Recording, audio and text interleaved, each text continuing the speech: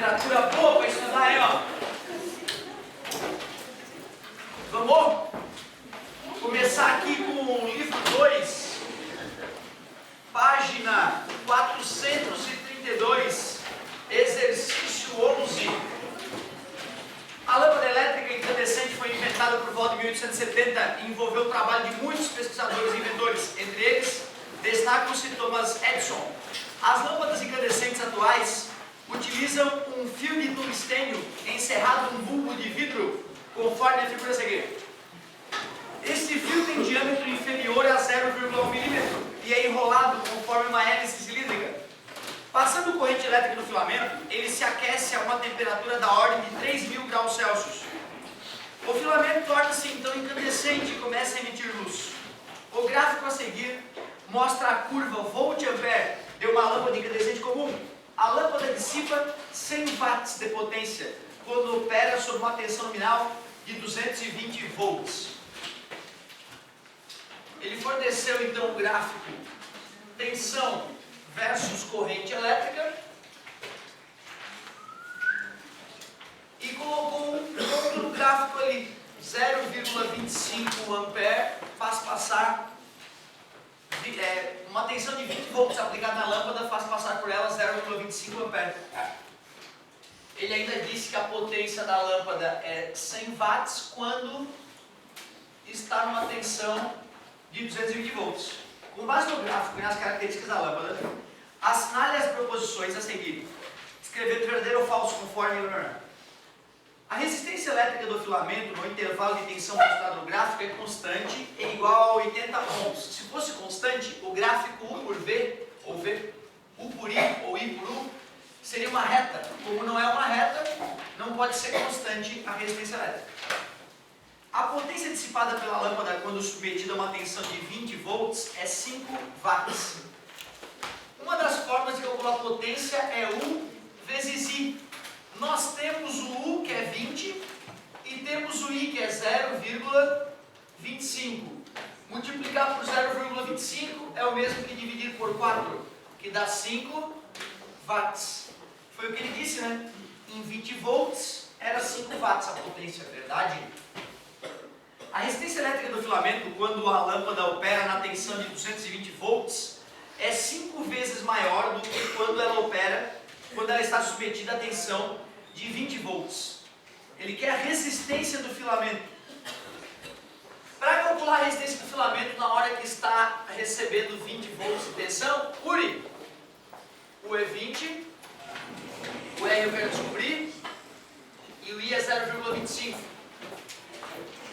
Dividir por 0,25 é o mesmo que multiplicar por 4.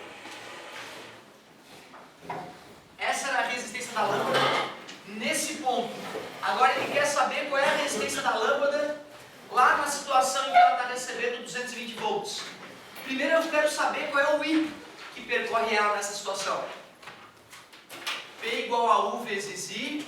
A potência ele falou que era 100 watts para uma tensão de 220 volts. Aí eu vou calcular o I.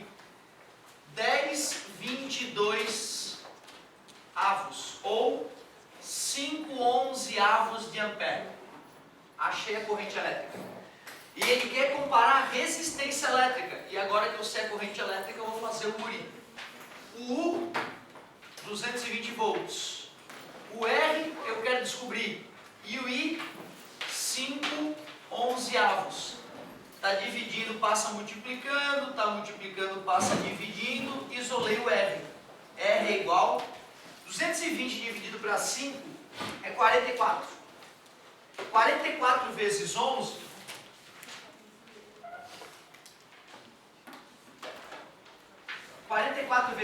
dá 484. Que não é 5 vezes maior. É 6 vezes 0,02. 6,002 vezes maior. Então, não.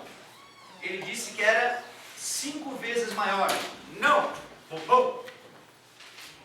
A corrente elétrica da lâmpada, quando ela está submetida a uma tensão de 220 volts, é 0,5 ampere, né? Ó, deu 5 onzeavos. É menos do que 0,5 ampere. Falso. A luz emitida por incandescente não é efeito direto da corrente elétrica, e sim consequência do aquecimento no filamento produzido pela passagem de corrente elétrica. Foi o que o enunciado mostrava pra gente, né? Eu trocaria o português dessa fala, eu colocaria a luz emitida por incandescência não é efeito direto da corrente elétrica, e sim consequência do aquecimento. Concordo. Pelo que eu lembro, não tem gabarito para isso, né?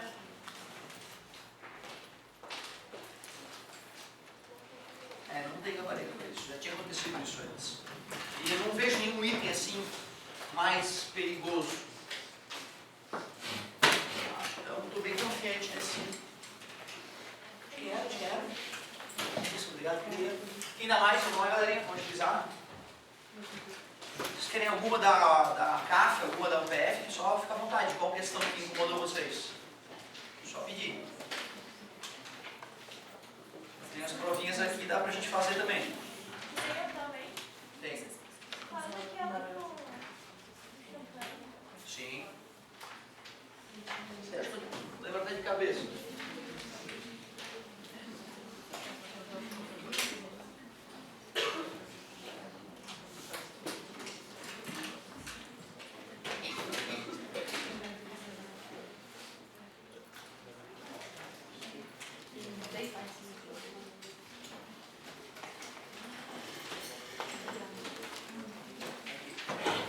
Vamos lá, galerinha. Vamos fazer uma questãozinha aqui da CAF, a famosa questão do champanhe, que falava o seguinte. É comum em festas de final de ano, é a questão 31. É comum em festa de final do ano a comemoração com abertura de champanhe. As pessoas balançam a garrafa de bebida de cima para baixo e vice-versa, a fim de aumentar a pressão dos gases em seu interior, para que possam pressionar a rolha com uma força suficiente a ponto de vencer a força de atrito que contém a rolha, que mantém a rolha presa na boca da garrafa. Considerando uma garrafa de champanhe hipotética com o diâmetro da boca, como mostra na figura a seguir, ele diz que o diâmetro é 2 vezes 10 na menos 2 metros. Sabe-se que o coeficiente de atrito entre a rolha e a parede interna da boca da garrafa é 0,5. E que na iminência da saída da rolha, a pressão de gases na mesma é de 5 atmosferas, ou 5 vezes 10 na 5 Nm². A alternativa correta é que apresenta o valor mais próximo do módulo da força de compressão normal, em newtons, entre a rolha e a parede interna da boca da garrafa.